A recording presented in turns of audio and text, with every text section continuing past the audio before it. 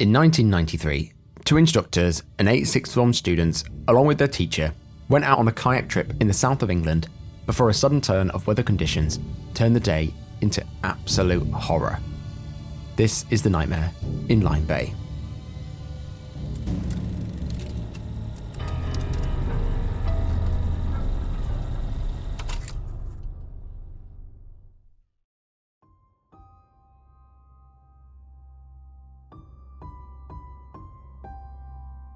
Now this story begins in 1993 in a community college in Plymouth, Devon, a beautiful port city located just southwest of London.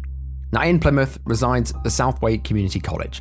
It opened in 1962 and was actually one of the first specialist community colleges that parents would send their kids to after school. It was designed for rugged, outdoors-oriented kind of people. The school's philosophy was that adversity and hardship built character, and they believed that the bitter outdoors conditions and stringent corporal routines would then turn into respect for authority. They said, and I quote, "It was better to die in the woods than in front of the television."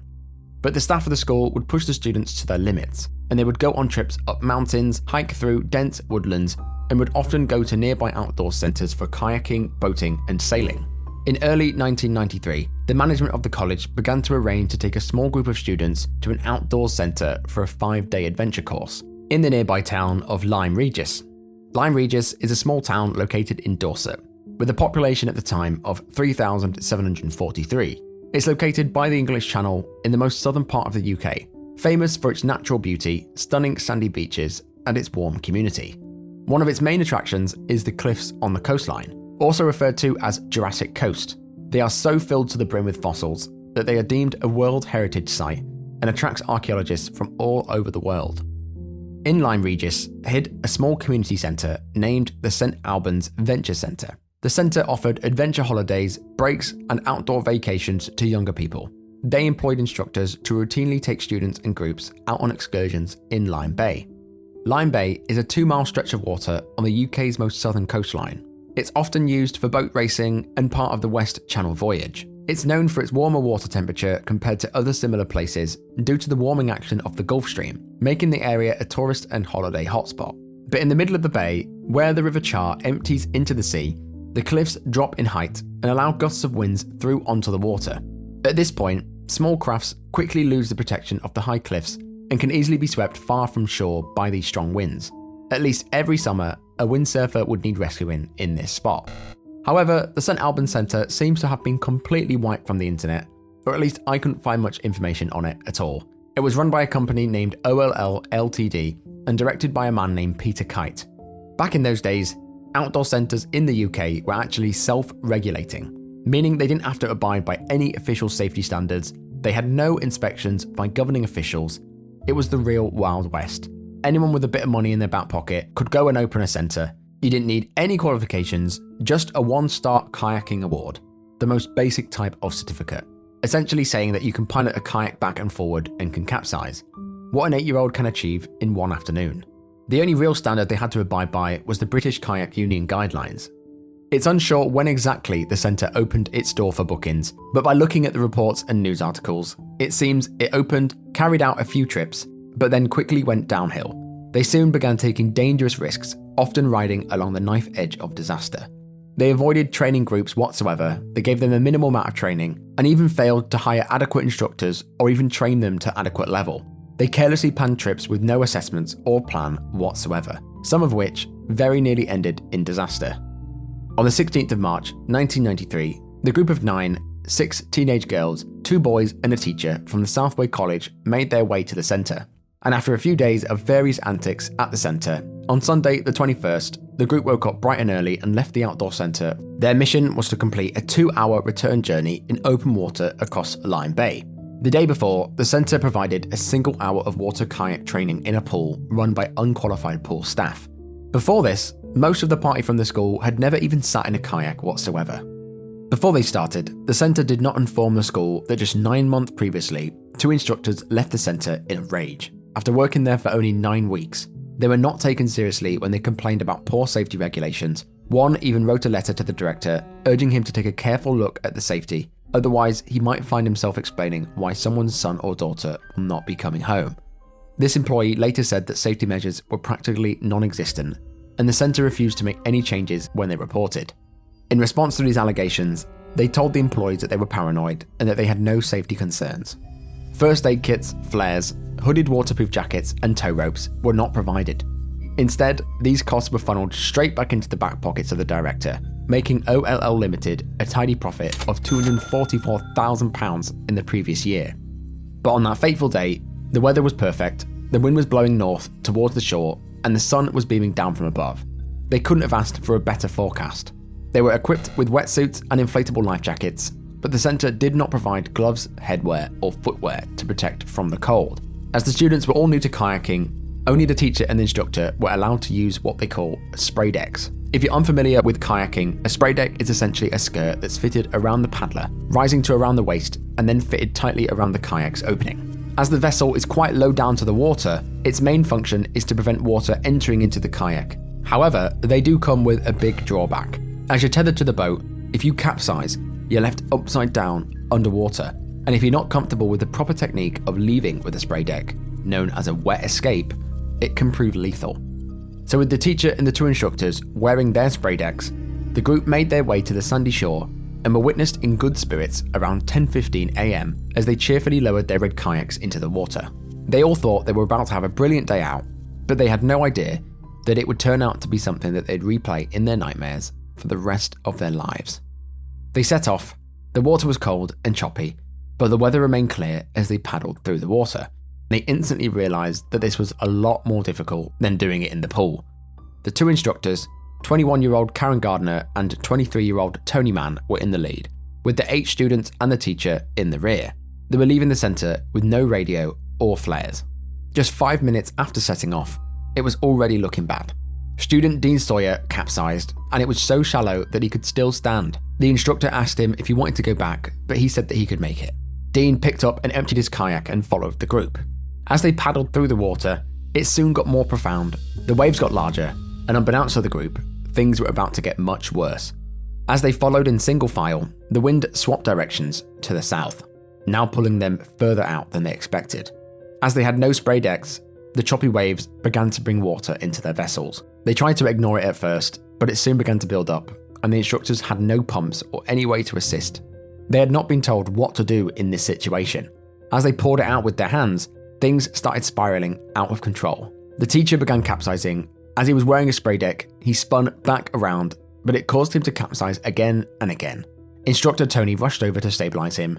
The teacher was finally able to catch his breath, and by now he'd capsized a total of 5 times, causing him to be violently sick. They both recovered for a moment, while Tony considered turning back and calling off the trip. But when he looked up to where the 8 students and the other instructor previously were, they were now gone. It was now empty sea. Their hearts instantly sank. They knew this was bad. They began paddling in the direction they thought they'd gone, aggressively jamming their paddles in the water. But as they paddled, they looked around, and everywhere around them, they were gone. They were nowhere to be seen. Panic began to set in. As Tony and the teacher frantically looked for the group, the other instructor, Karen, fought to hold onto the kayaks as they drifted out into the water. And by now, the weather had soured. Dark clouds had rolled in, and strong winds picked up to force 5, making conditions now totally unsuitable. The waves continuously battered their kayaks, causing more and more water to flood in. The instructor and each student focused on helping each other, hand scooping all they could. They formed a raft for stability, lining up their kayaks against each other and holding onto their sides as they drifted in the waves. But this only worsened the situation. The formation acted as a sail and caused them to gain speed as they drifted even further off course. As they held together, they battled to keep the water out of the kayaks, but it was proving impossible. The waves were relentless. An absolute nightmare began to unfold right in front of the instructor's eyes. One by one, the kayaks began to capsize, ejecting students into the cold 9-degree water, or 48 Fahrenheit. Within 20 minutes, there was only one kayak left. As the students tread water, grasping onto the instructor's final kayak, they held onto each other's hands and prayed as a group as they drifted into oblivion, hoping and wishing that they would soon be rescued. One of the students, named Simon, was known as a prankster with a brilliant sense of humour. He upped morale by singing a song of 8 red kayaks sinking in the water to the tune of 10 green bottles, a true testament to his character.